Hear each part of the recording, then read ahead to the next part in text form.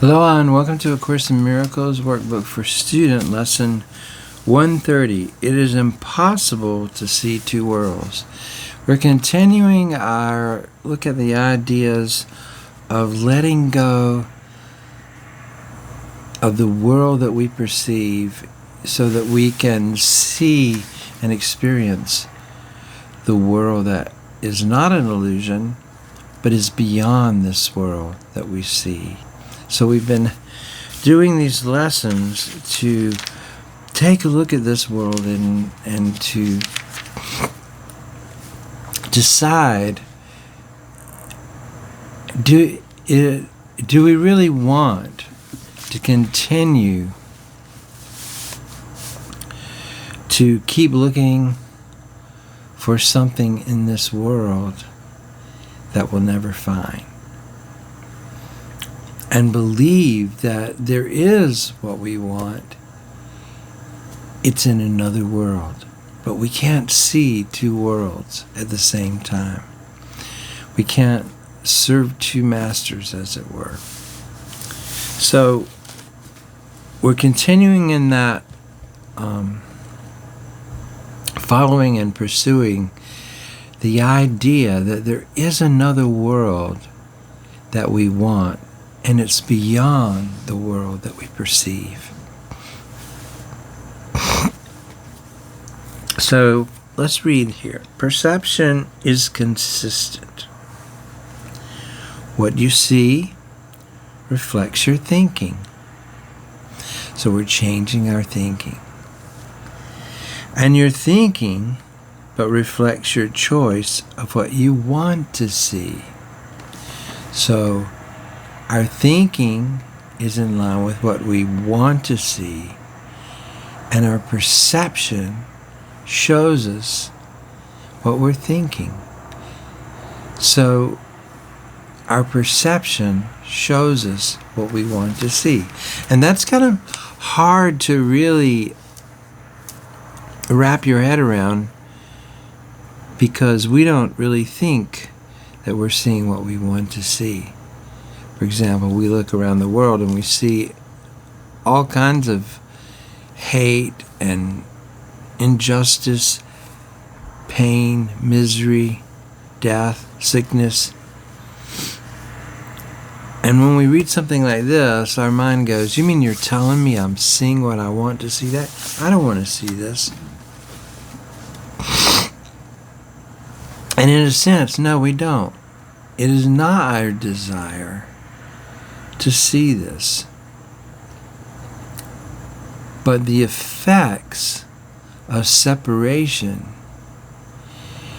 is what we're seeing when we choose a thought system that's based on separation. So let's continue here. Your values are determiners of this. What we value determines what we want, which determines what we think about, which determines what we see. For what you value, you must want to see, believing what you see is really there. So we value our individuality. We value being separate. We value the idea that the ego has presented to us, that we can have what we think of as an alien will, and so that's what we're seeing, what we value. We value that.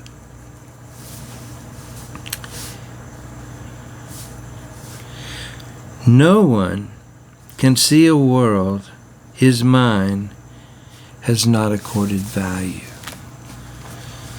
So we have accorded this world value, or otherwise we wouldn't see it, is what it's saying. And no one can fail to look upon what he believes he wants. You who can really hate and love at once, yet who can really hate and love at once? Who can desire what he does not want to have reality? And who can choose to see a world of which he is afraid? It's asking us these questions, but that's exactly what we've done. Who can want to see a world that makes you afraid? Yet that's exactly what we've done. So fear must make blind. For this its weapon is, that which you fear to see, you cannot see. Love and perception thus go hand in hand.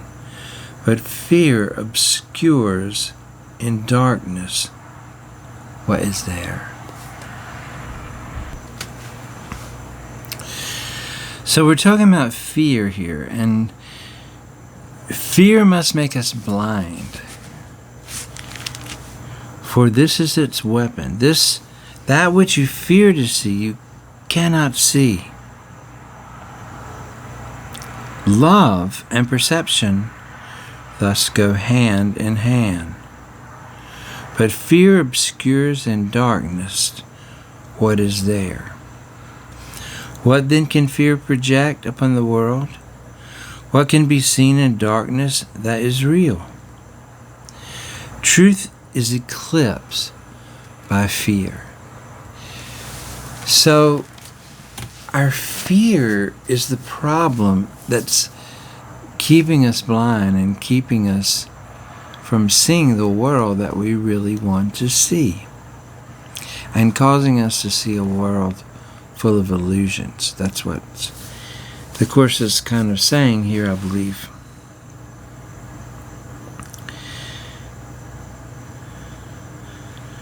Truth, or the real world, is eclipsed by fear, and what remains is but imagined. So what we are doing in this world is we're just seeing our fearful imaginations, or the things that we dream up, but they're not really there. Yet what can be real in blind imaginings are panic born. So we're like seeing things that aren't really there, like a child who sees monsters in the dark, or people that believe in demons see demons. What can you want that this is shown to you? So it's asking us, what could we really want that allows this to be shown to us? What would you wish to keep in such a dream?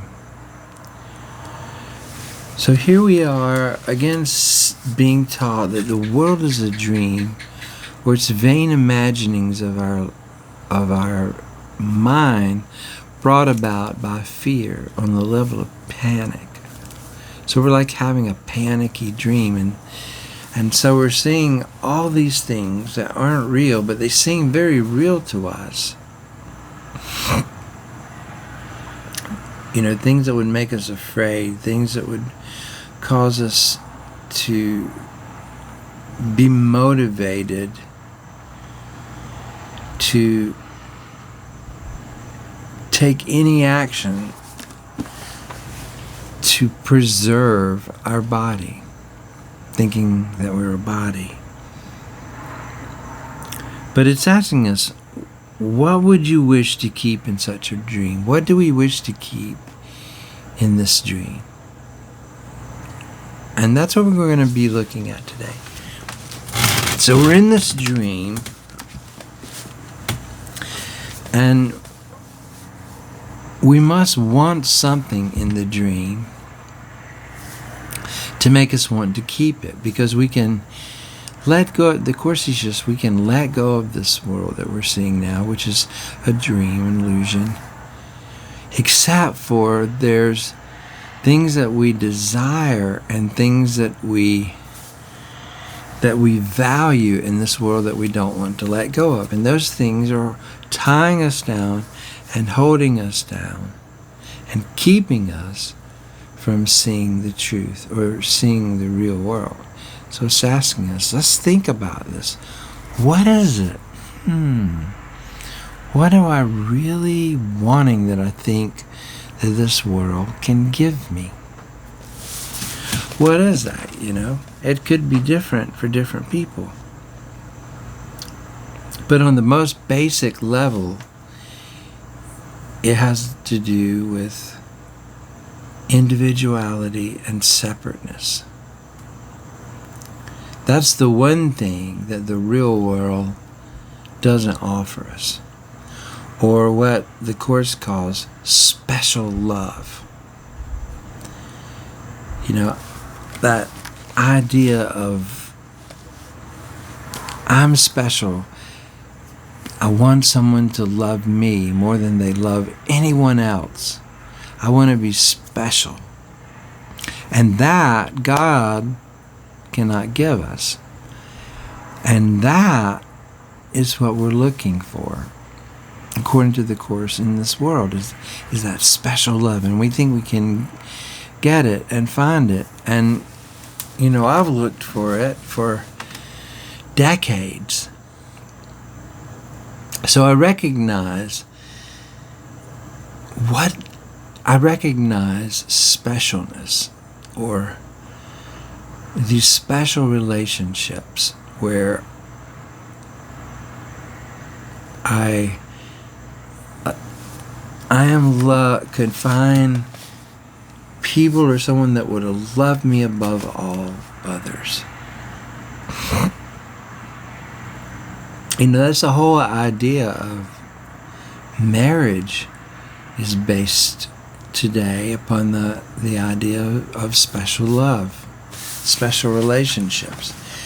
And it's not that, the Course is trying to make us feel guilty, in fact, over special relationships.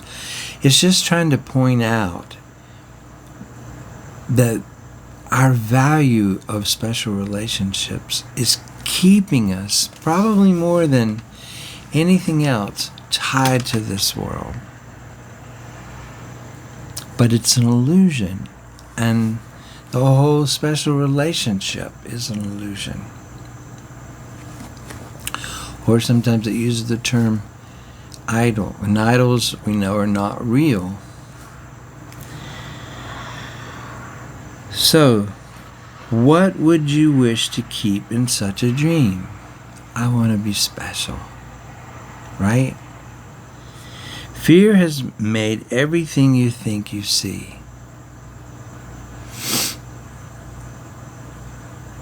In this world, fear has made everything we think we see. All separation, all distinctions, and the multitude of differences you believe make up the world. They are not there. Love's enemy has made them up. Fear, love's enemy, has made them up. Fear blinds us. Fear has made up all these things that we see that are not there. But the interesting thing here is that yet love can have no enemy. And so they have no cause, no being, and no consequence. So in reality, these things don't exist because there is only love in reality. Love cannot have an opposite, an enemy. They can be valued, but they still remain unreal, even though we value them. They're kind of like Bitcoins. They're not real, but they have lots and lots of people value them. They can be sought, but they cannot be found. Today, we will not seek for them, nor waste this day in seeking what cannot be found. So it's impossible to see two worlds which have no overlap of any kind. We often want to bring the world that we think of in A Course in Miracles, that perfect world, heaven, into the situation and have the things we want or think we want here and have heaven too. But they're not, it's not that God doesn't want that. It's just, how can you, one's real and one isn't real. So if we want what's real, then we can't have illusions. If we want illusions, then we can't have what's real. They're just incompatible with one another. And that's what we need to see, and that's what we're trying to understand here. That we're valuing something that is worthless because it's an illusion, it's not real. So if we seek for the one, the other disappears. But one remains. They are the range of choice beyond which your decisions cannot go. You can't have them both. That's not part of the choice. The real and the unreal are all there are to choose between, and nothing more than these. Today we will attempt no compromise because none is possible. The world you see is proof you've already made a choice as all-embracing as its opposite. In other words, the very fact that we see this world means that we've already chosen it, because if we hadn't chosen this world, we wouldn't see it. What we would learn today is more than just the lesson that you cannot see two worlds. It also teaches that the one you see is quite consistent from the point of view from which you see it. If it is all a piece because it stems from one emotion, the whole thing, and that emotion, of course, is fear, and it reflects its source in everything you see. You can't get away from it. We can't get, in this world, we cannot get away from fear because it's the very source of this world. 6 times today, in thanks and gratitude, we gladly give 5 minutes to the thought that ends all compromise and doubt and go beyond them as one. We will not make 1,000 meaningless distinctions, nor attempt to bring with us a little part of unreality. I'm going to try to bring a little bit of this world. But we're going to devote our minds to finding only what is real, because that's the way we're going to see it and experience it. Begin your searching for the other world by asking for strength beyond your own. So the first thing we're going to do, we're going to ask the Holy Spirit. We're going to ask God for strength beyond what we think of as our own strength. And then we're going to recognize what it is that we're seeking. It's not illusions. That's not what we're seeking. And you come to these 5 minutes emptying your hands of all the petty treasures of this world. Why are they petty? Because they're not real. You wait for God to help you as you say. And here's what we're going to say. It is impossible to see two worlds. Let me accept the strength God offers me. Remember, we've asked for it. To see no value in this world. No value. It's all an illusion. It's all nothing. It's like a cloud. That's why it has no permanence. It's here today, gone tomorrow. So it has no value. Give me this strength not to value it. We've asked for that. And And we're doing this so that we can find our freedom and our deliverance from this world, so that we can see and experience the other world, the one that's beyond this world. God will be there, for you have called upon the great unfailing power which will take this giant step with you in gratitude. Nor will you fail to see his thanks expressed in tangible perception and in truth. So something we can tangible, feel, perception, a true perception. God will be there. You will not doubt what you will look upon, for though it is perception, it is not the kind of seeing that your eyes alone have ever seen before. As this is what the real world is going to be, how it's going to be experienced for us. Like something like our eyes have never seen before. So it's not going to be the physical seeing. And you will know God's strength upheld you as you made this choice. Dismiss temptation easily today whenever it arises, merely by remembering the limits of your choice. The limits of my choice. You can only see one world. You can't see two. That's the limits. The only limit. The unreal, you can see that. Or we can see the real. The false, we can see that. Or the true, but not both. And it's what you see and only what you see. So either we're seeing the true or we're seeing the false. We're not seeing both.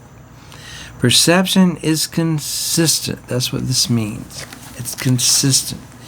It doesn't show a little bit of the real world and a little bit of the unreal world. It consistently shows one or the other.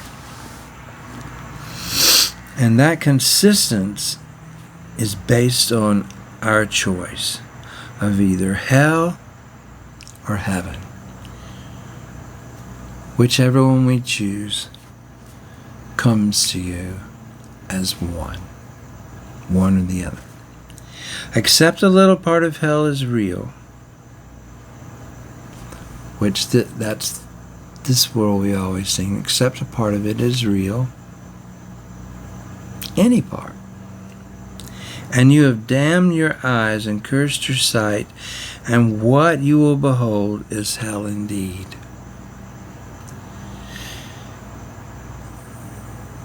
You know, if we see something in this world and we accept it as real, you know, I can't forgive this thing that happened to me, or I'm so afraid of this thing or that thing, then we won't see heaven. We won't have the peace of heaven or the joy of it, because we've made hell real to us. That's what it's saying. So, yet, or however, the release of heaven, having heaven, the experience of heaven, still remains within your range of choice. So our choice is heaven or hell. So we can still choose heaven. To take the place, heaven, to take the place that hell would show to you. All you need say to any part of hell, whatever form it takes, is simply this: it is impossible to see two worlds. I seek my freedom and deliverance. And this, what I'm seeing right now, this is not part of what I want to see. So any temptation, any manifestation of hell